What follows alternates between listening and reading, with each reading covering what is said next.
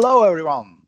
My name is Rolf Trondle. I'm an MVP in Microsoft 365 for Teams, and I welcome you to the deep dive about backup and archive in M365. This is a ChangeCockpit deep dive, and we will talk about Microsoft 365 Backup, obviously, about why we should use this or could use this. Specs, pricing, setup, and demonstration will be included, third-party integration stuff. And afterwards, going to Microsoft 365 Archive in the agenda. Why could we use Microsoft 365 Archive, specs, pricing, setup, and another demonstration? Then something about version controls, next events, next deep dives like this, and Q&A, obviously not because it's a recording and not live, but if you have any questions about this, just drop me a line and I will try to answer it. So let's start. First of all, backup versus archive. Backup, we are talking about business continuity recovery. That's the goal of a backup, like ransomware. Timescale of Microsoft 365 backup is from weeks to 1 year. And archive is from a time perspective, we are talking about years and not weeks to 1 year, and low cost, long-term compliant storage. So that's the big difference from the scenarios. Then why could we implement Microsoft 365 Backup? First of all, Microsoft says, hey, we have 2 billion plus new files which are being created, files or emails daily in Microsoft 365.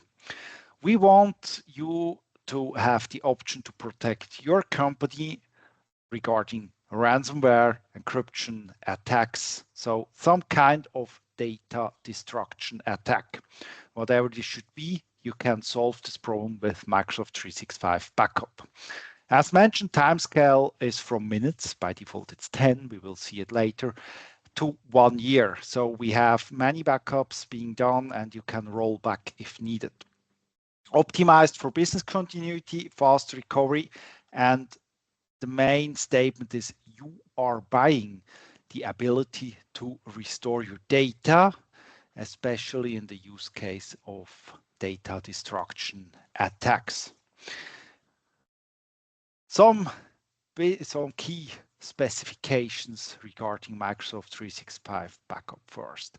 We have backup time within hours. We will have more exact times in the next table on the next slide. Backups are immutable, stored in Microsoft 365. It's stored in the same geo-residency and like your normal data is being stored, and there is also included multi-geo support for the multi-geo customers. Let's say we have the main tenant Switzerland, but we have some mailboxes configured to be hosted in Australia or the US, then the backup for these mailboxes will be also stored in the US or in Australia. So next to the mailbox. They provide multiple copies of your backup data. So even your backup data will be replicated within Microsoft 365 data centers. And as mentioned, it's immutable, but it's immutable except if you do the offboarding process, if you decide to quit Microsoft 365 backup service. We will see this in the offboarding slide at the end of the backup presentation.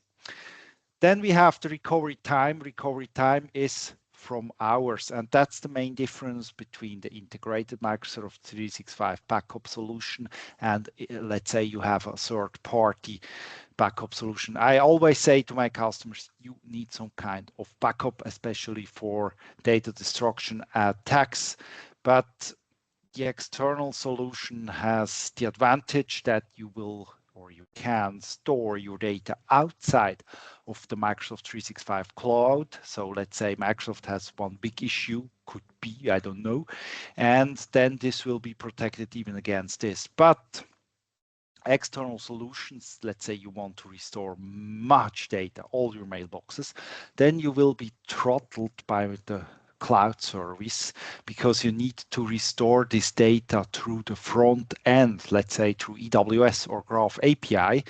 And if you recover your data through this front door gates, then Microsoft 365 will throttle you, so you can't take the service down with the bandwidth while restoring your backup. Makes sense? So a recovery time for a third-party external solution. There is also the possibility of a third-party internal solution, as we will see afterwards.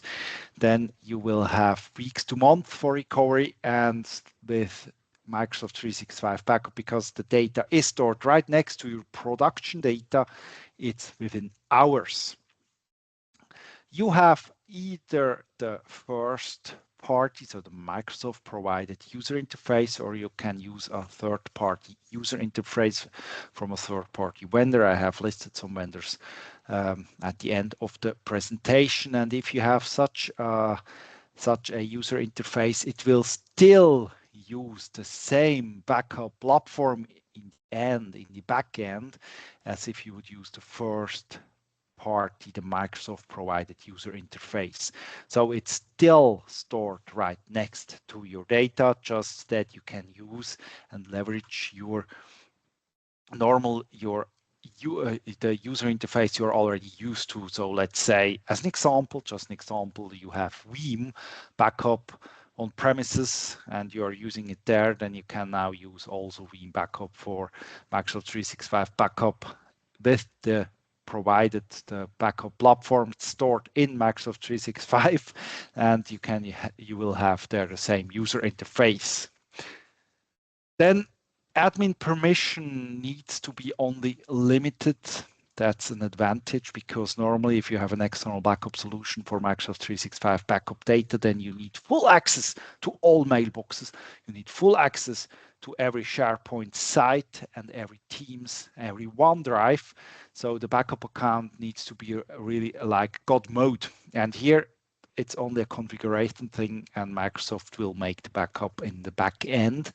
And therefore you need only limited admin permissions. You don't need to have permission to access a user's mailbox to set up this backup solution. And it's full audit integrated, so you have all the audit logs in the back end where you can see who did what and when.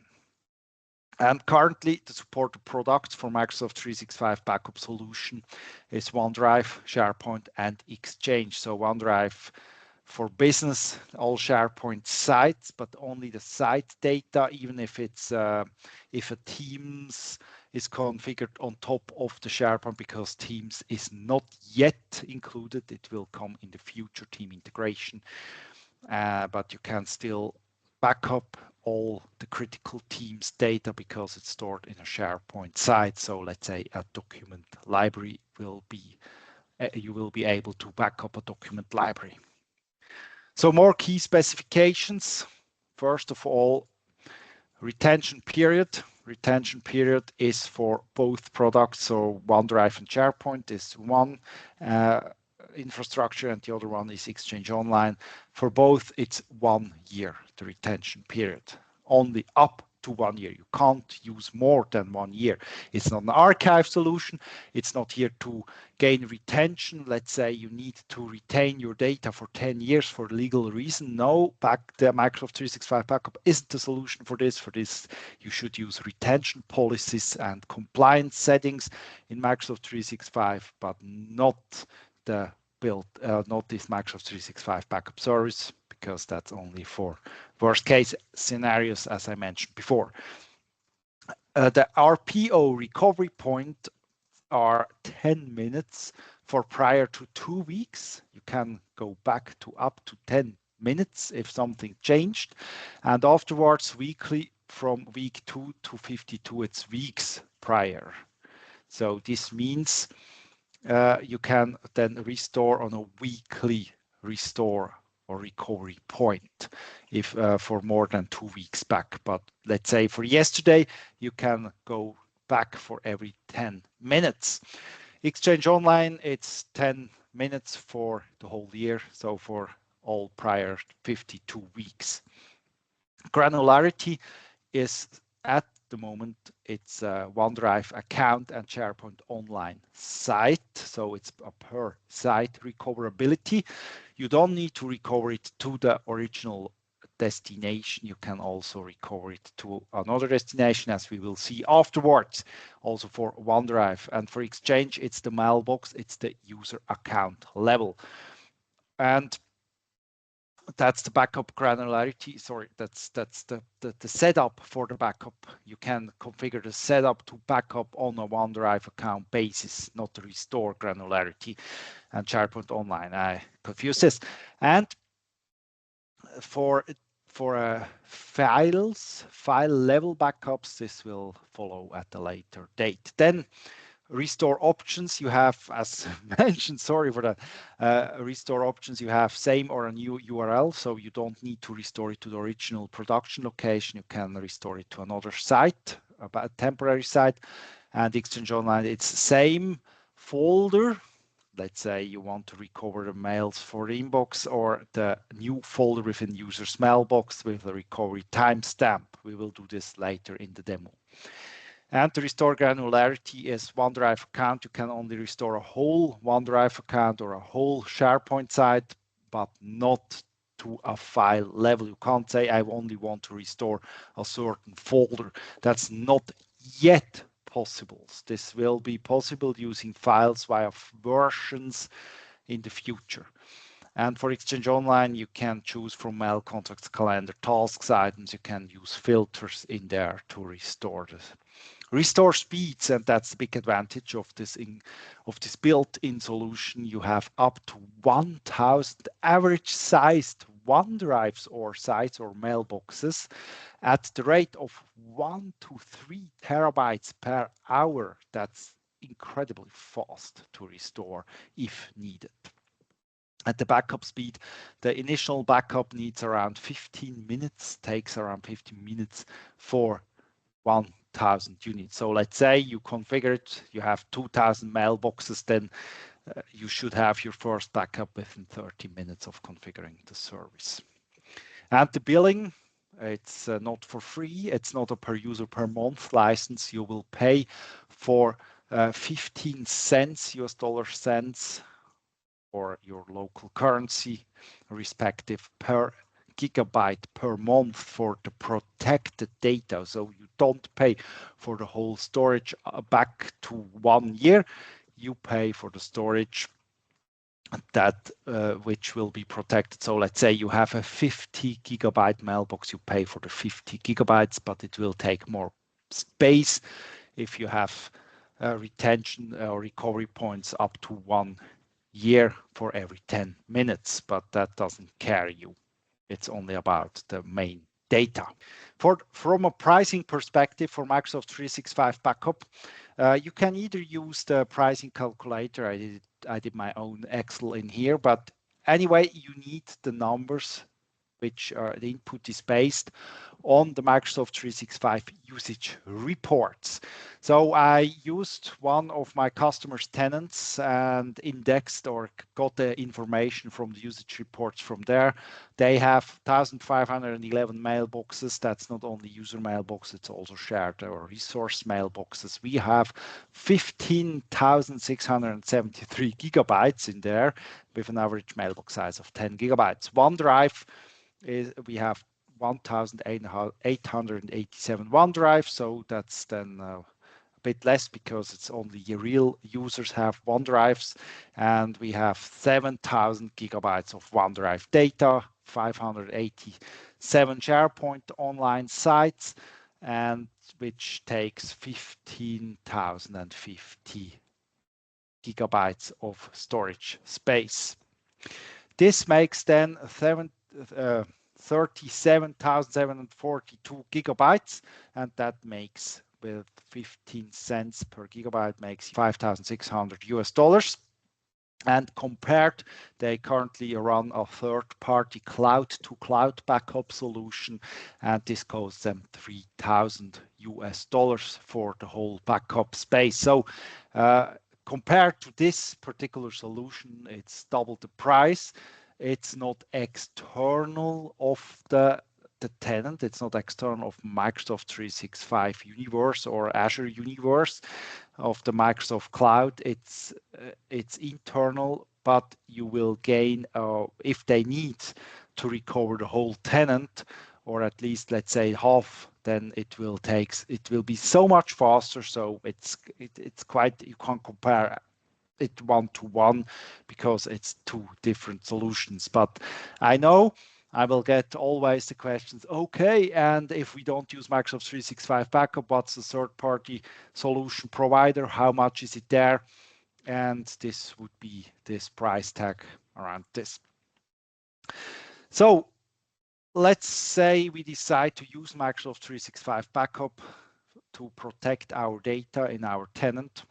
Then here it's about the setup. What would you need to do? First of all, you need to set up pay-as-you-go billing using Syntax.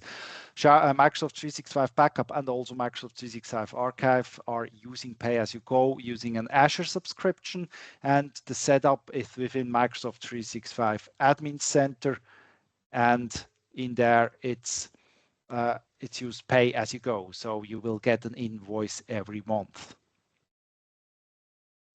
Then you create the Azure subscription, you create a resource group, and then you set up pay-as-you-go billing in Microsoft 365 Admin Center, and you will get the invoice in there.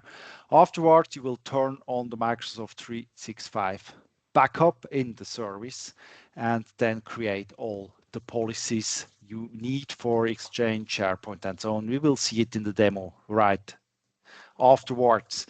For permission, you need either global permission, a global admin permission, SharePoint admin to set up OneDrive and/or SharePoint, or Exchange admin to set up Exchange protection for Microsoft 365. So let me walk you through the demo. We go into Microsoft 365 Admin Center in Settings and Microsoft 365 Backup.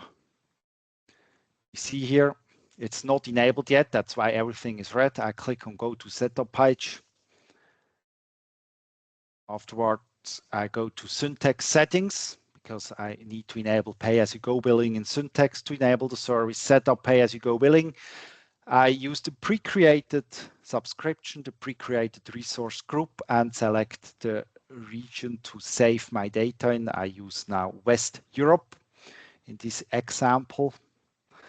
Accept the terms, save. Now it's set up for not only for backup, for all Syntax services, but I need to enable the individual Syntax services. For this demonstration, I use storage services. Click on storage, and then we have archive and backup. We go to backup. We will see now it's turned off. We need to turn it on. Just click on turn on. That's it, because it will be able to do so because pay-as-you-go billing is already set up. It's now turned on. Do the same for archive. Click on archive and on turn on. Confirm. That's it. Now let's go back to Microsoft 365 Backup. We see the backup policies. We can now use setup policy for each service. For SharePoint, now we go click on next. We could upload a list, backup sites, not filters, but we will now select one individual site, ChangeCockpit English version, add this site, click on next, create policy, that's it. It's set up and the first snapshot will be taken within the next 10 minutes. Let's do the same for Exchange, set up policy. Now on next, select mailbox individually. I only want to back up one mailbox for now. Let's use Wizard at ChangeCockpit. Click on next, create policy. That's it, mailbox setup or mailbox protection setup is done. Now let's do it for OneDrive. I also want to configure backup for Wizard's OneDrive on the individual accounts. Check ChangeCockpit Wizard, create policy. That's it. Now the backup will be done. It tells us now one item failed to add. That's normal. Just ignore it. go in 10 minutes later, refresh the page, and it will be fine. That's it for the backup setup. Now protection setup for this account. We configured it for one SharePoint site, and for Exchange Mailbox for Wizard, you could use any mailbox in there, or so as many as you wish. You could also upload a CSV file. We only selected one particular account, and we also selected one account for OneDrive backup. Now let's do our restore next. That's the OneDrive of Wizard as we configure the backup. Let's go in now. Select the two folders. Yes, it's really the Wizard at ChangeCockpit. Let's select two folders, click on delete, and gone. Yes, I know they are still in recycle bin, but anyway, let's go to restore accounts. Click on OneDrive, select individually again. Select, we only have one to select because we only protected one. Select the restore point. We don't have many by now because I just set up the backup. We will only find one restore point. We will select this one. Click on next. Confirm. And now we will choose to replace account with backups. This means we will restore directly into the OneDrive. We could also create a new SharePoint site, so it will create another OneDrive SharePoint site to restore it. We will do this for the SharePoint site afterwards to show you. Now the recovery will start. We could now click on refresh, but come on, let's go back to restorations or backup policies and restore now the SharePoint site. We will select the Teams site. For this team, it's only the SharePoint site backup because team support isn't yet there. Select the last restore point. Now select the fast restore point.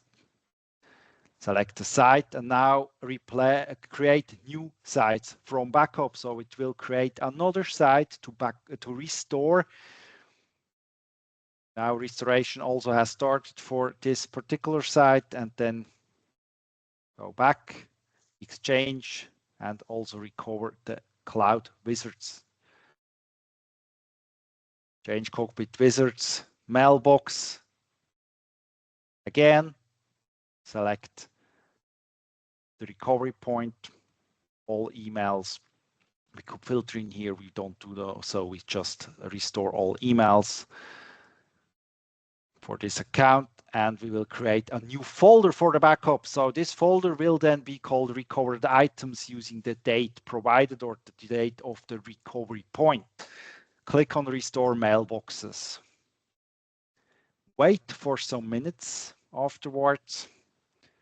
In progress, now it's done. I cut this part out. It took around 5 minutes, 5 to 6 minutes. And let's check if the work was done. Refresh OneDrive. Oh, it's here again. I didn't recover it from the recycle bin. It's done by backup. Then check the mailbox. Yes, there is a recovered items folder now with the inbox folder, and go to SharePoint sites. The URL will be in the restoration job. The destination URL, just click on this URL. This site will open, and here we are.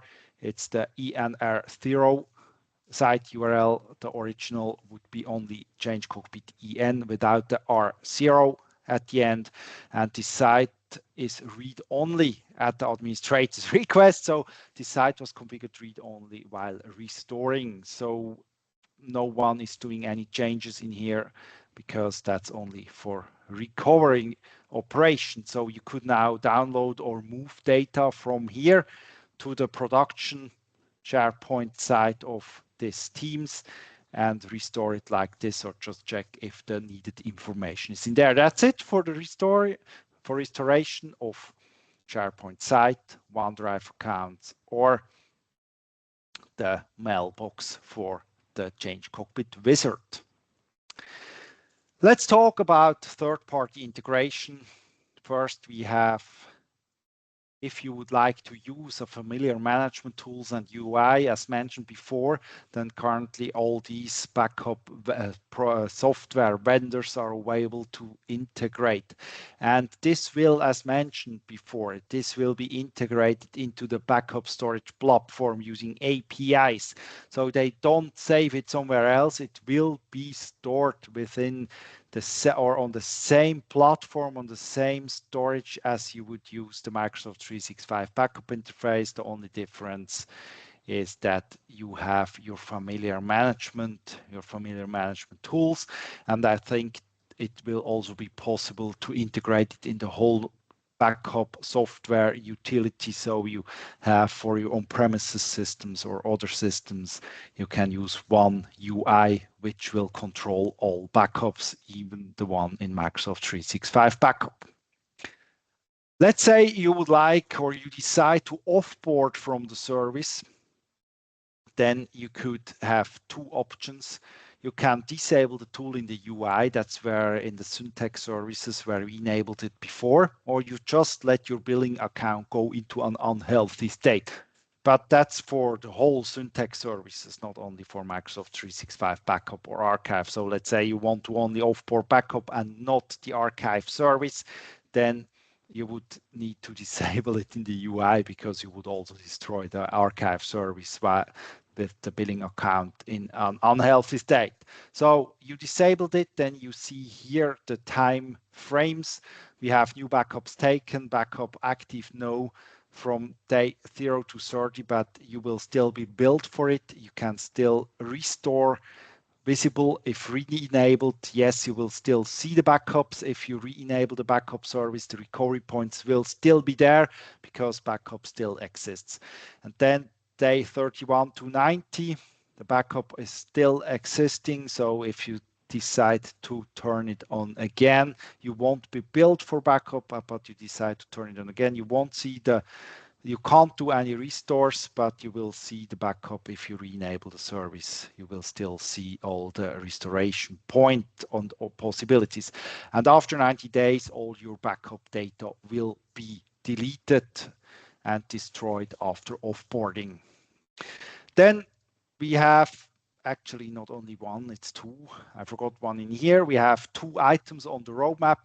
It's about granular restore of files. So we can restore only certain files, let's say from a OneDrive, and the full Teams integration, which will be out, I think, at some point in 2025. I'm not sure, that's a guess. I didn't see any official communication about the date yet. That's it for Microsoft 365 Backup. Now let's talk about Microsoft 365 Archive. First of all, why would you use Archive? It's a cost saving point. It's a cost saving in case you are over SharePoint Online quota usage. So if you bought additional SharePoint Online storage, because as you can see in here, let's say this tenant has only 640 gigs available out of 15 terabytes.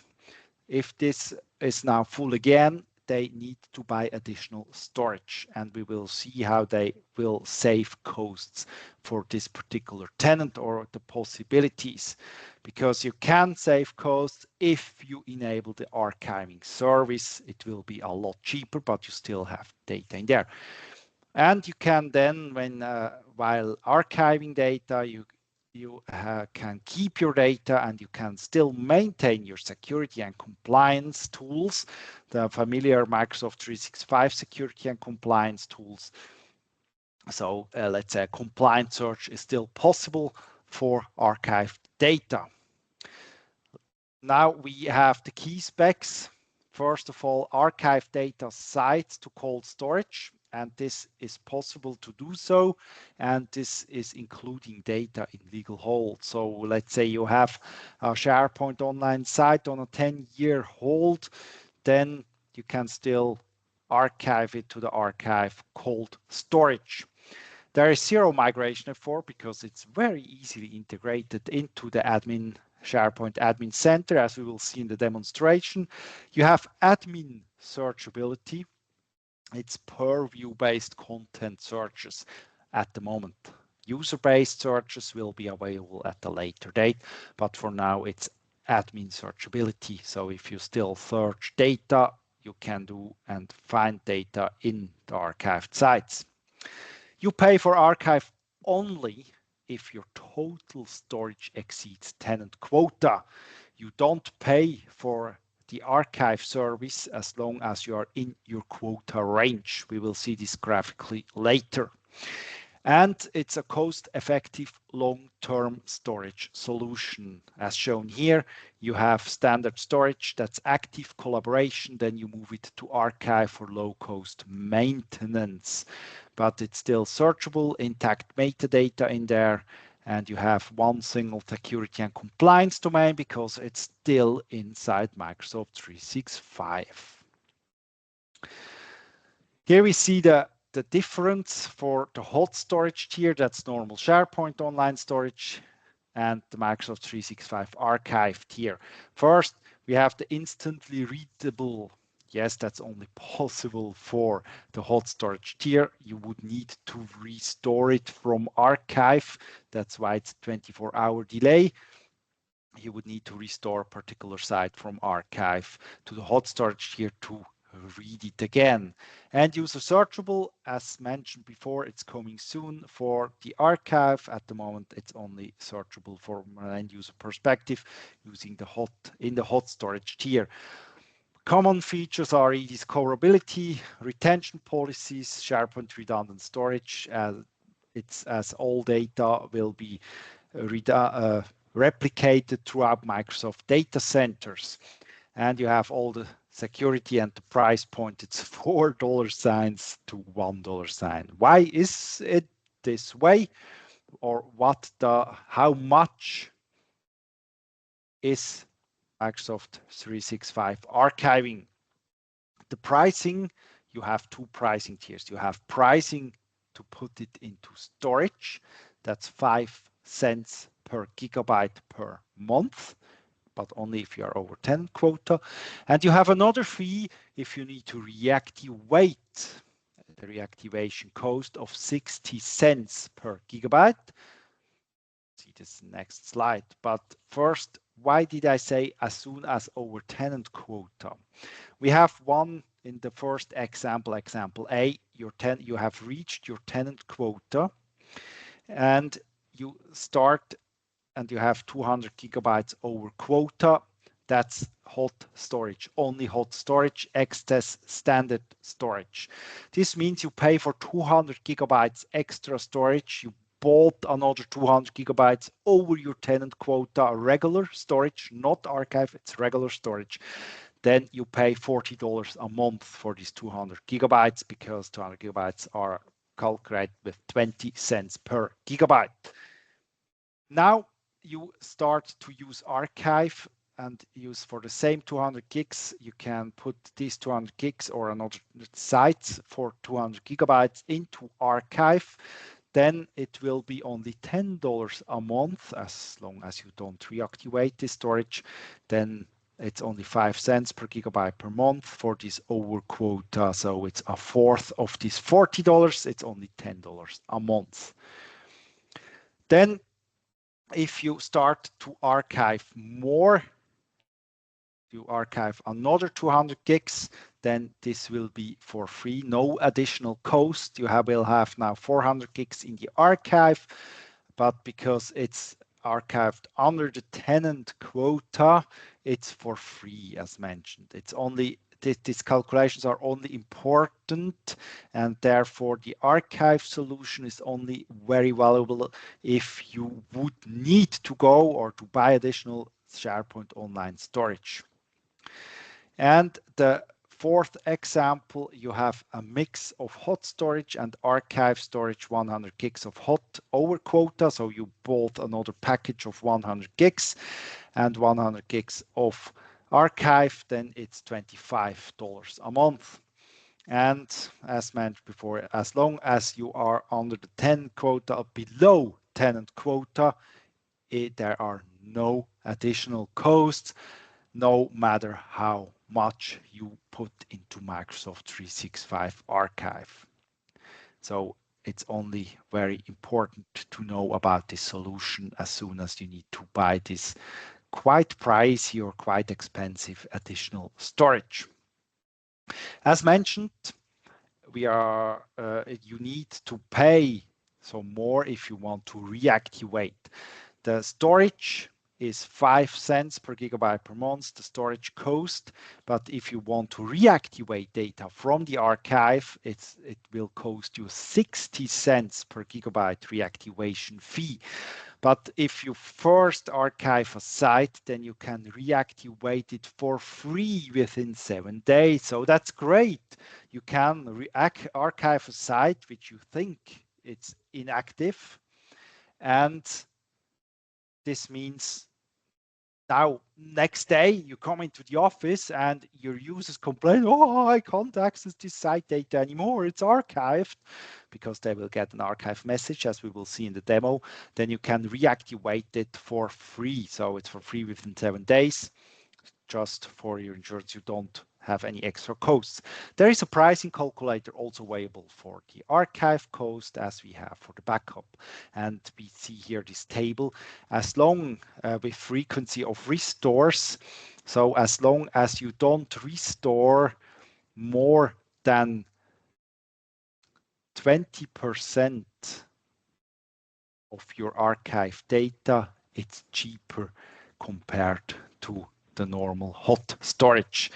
If you restore more than 20% of data, you can also, then it will be more expensive, this solution. So be careful when you decide to put something into archive, but as mentioned, you are on the safe side as long as you restore it from archive within 7 days.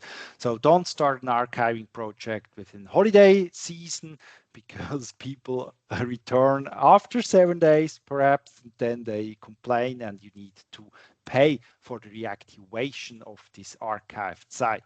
So here is an example that's also from Microsoft. 1% of all your data or all your sites restored annually. Then you have 75% cost savings compared to SharePoint Online hot storage costs. Then they say it's most common. You have 10% of your data restored twice a year. So you get 10% of all your data twice a year back into hot storage, then you will still have a cost saving of 70% compared to buying additional storage for your SharePoint Online tenant. And if you have 50% restored every quarter, you still have an expected savings of 25%. So it's quite interesting, as mentioned before several times, as soon as you would need to buy additional tenant storage. So how we get the solution up and running, the first part is the same as we have for backup. You need to set up pay-as-you-go billing, syntax services enablement, create Azure subscription, the resource group, and then set up pay-as-you-go. Then you turn on Microsoft 365 archiving service. We did it already for the backup service in the beginning, as in the demonstration. And if you would like to do so, that's complimentary, or no, that's not mandatory. You need to configure an archive redirect URL. That's the URL your users will see once they try to access a URL of a SharePoint Online site, which is now archived. You can tell them I configured it to a link where they will get a forms formula to request the unarchive process of this particular site, and then just go there and archive the sites. So let's do this in the demonstration. First, we have this test team site. This is active now. We will go back, manage syntax services, and check if archive, yes, archive is enabled. We won't turn it off. We enabled it before when we enabled the backup services. We go to SharePoint Admin Center, click on this test team site, and then on archive. Archive test team, yes. Confirm. That's it. This site is archived, and we have the archive site on the left side. And here we will see the status of recently archived. Now we go back to the SharePoint site, click on refresh, and oops, error, it's archived. And as mentioned before, I configured the URL, contact an admin, and it will redirect me to our forums. Please unarchive the following site. And I could start the process and fill in. Now let's unarchive this one. Click on reactivate in SharePoint archived sites, reactivate testing. It's for free because we are within the 7 days. Actually, we are within 10 minutes, but it's for free. $0 reactivation fee. That's it. It's unarchived. We have test team again on the active sites page, and we are already able to access this site again. That's it for archiving. Quite simple and straightforward. What do we have on the roadmap regarding archiving? We have automatic archiving with the site lifecycle management. Currently, site lifecycle management, as shown here on the screenshot, is available in SharePoint Online Admin Center, or it's part of SharePoint Online Advanced Management license, but it's only, you cannot archive yet with this site lifecycle management. The only possibility you have in there is to notify SharePoint site owners about the inactivity of their sites and have a report about inactive sites. Then another one on the roadmap is the site lifecycle management policies and partner orchestration. Partner solutions can integrate directly into this solution using Graph API. That's all on the roadmap. Another one is file level archiving. This will be available in 2025. Here are the screenshots for this. You will then have on a regular SharePoint site in the document library, you can choose a filter for active files or all or archived. You have a new icon to see, oh, this jam session presentation is currently archived, and I can reactivate this. From even a user will be able to reactivate to get this data out of the archive. Click on reactivate, and then it will be back. And then we also have results from all files, only the active or archived. It's always searchable. So user-based searches, we search for jam, and we have active or archived sub-filters. That's the end user searches, but that's also what Microsoft mentioned. These end user searches, Copilot won't be able to search for data which is in archive, so Copilot can't use data from an archive as input for your prompts or for your whatever you would like to do with Copilot in Microsoft 365, because it wouldn't make sense to use archive data. Perhaps it's very old, and then you would use old data to process in Copilot. That doesn't make sense. That's it for Microsoft 365 archiving. Now I have one last bit for you, and that's about version controls. Version controls are, there will be new version controls out in SharePoint Online, and it's an important topic, and it's often mentioned together with the Microsoft 365 archiving solution, because it's a new option to reduce SharePoint Online storage in your tenant using the new version controls, which will be available soon. First of all, why would we use this new version controls? And we will see in the next slide what this is about. First of all, we currently have limited admin controls. We only have count limits on the library level. So at the moment, the default limit or the default settings for a new Teams created.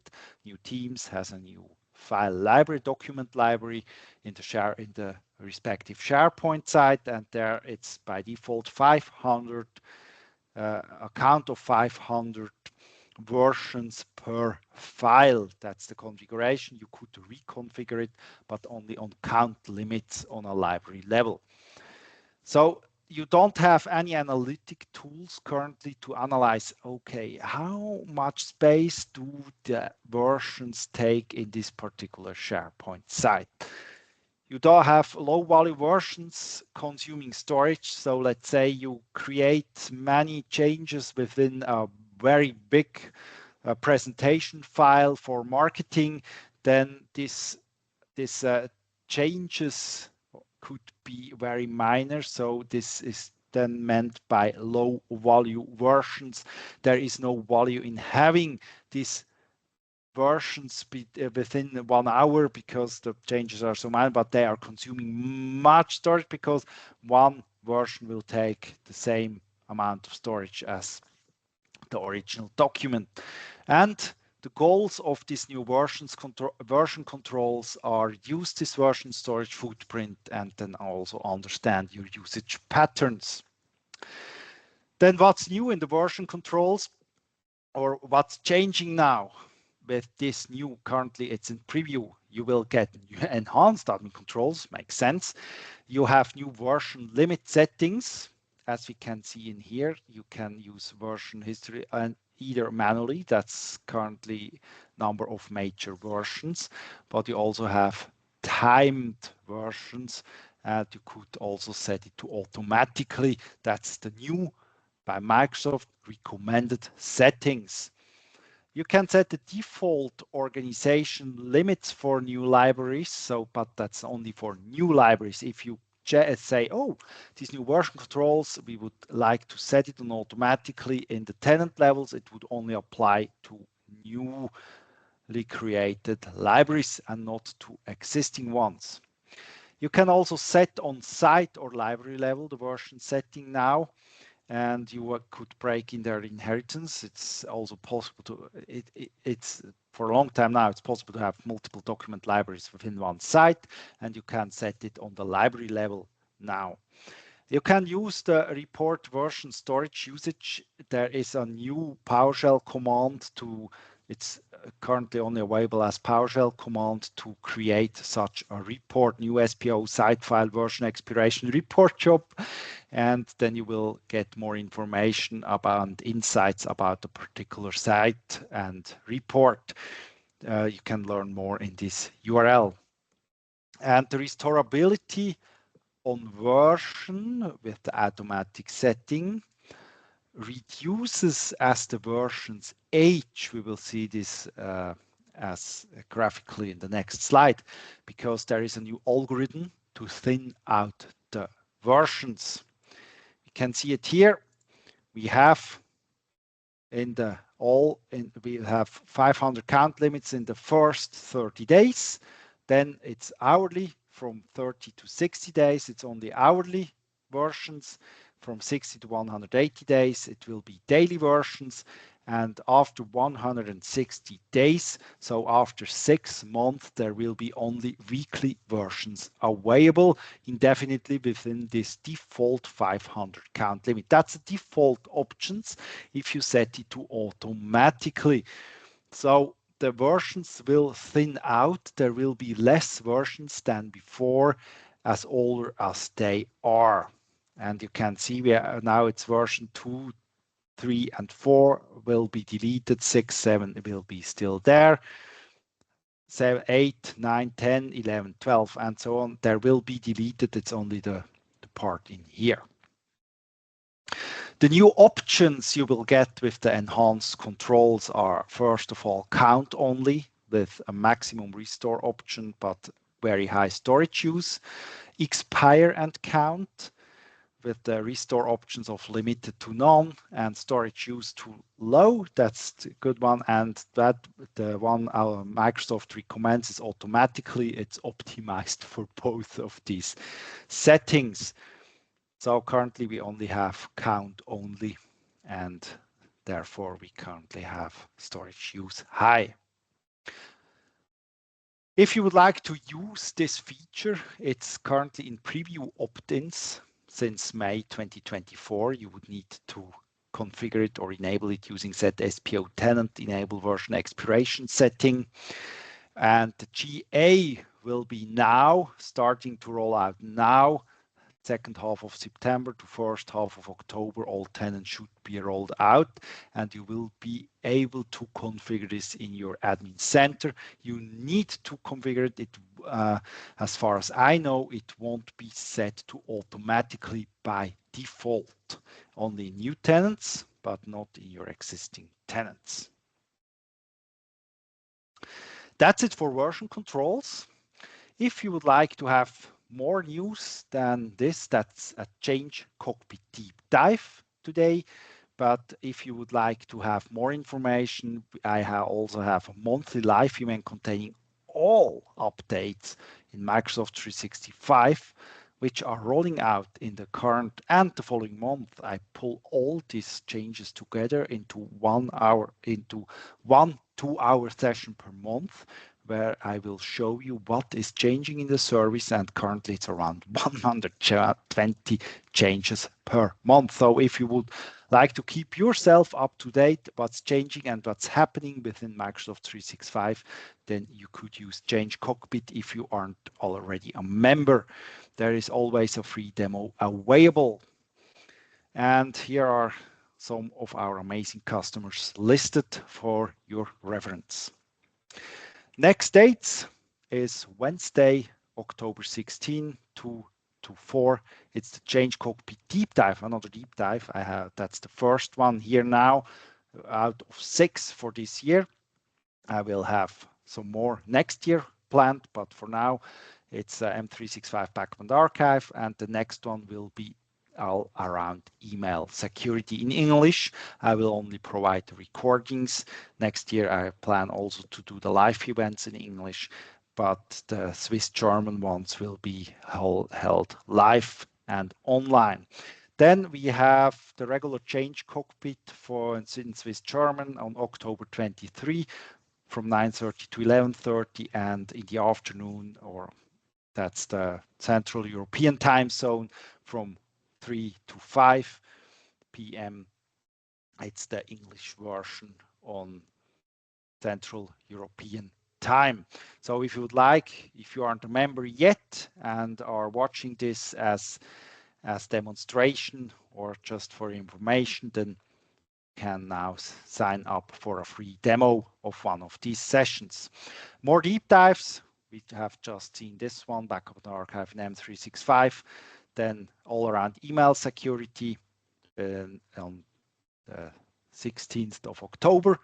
Then at the end of October, there will be one about Loop, also about 2 hours. Multi-tenant operations, if you have multiple tenants, MTO, then I will doing a deep dive regarding this MFM phishing resistance in December, and another one in December about SharePoint Online Advanced Management. ChangeCockpit members will get the recording of this deep dive available in Teams, and guests will get the link to the recording after signing up. That's it for today's ChangeCockpit deep dive. If you're interested in keeping up to date, please let me know for a free demonstration or go to changecockpit.cloud. Thanks for listening. I hope you learned something, and goodbye.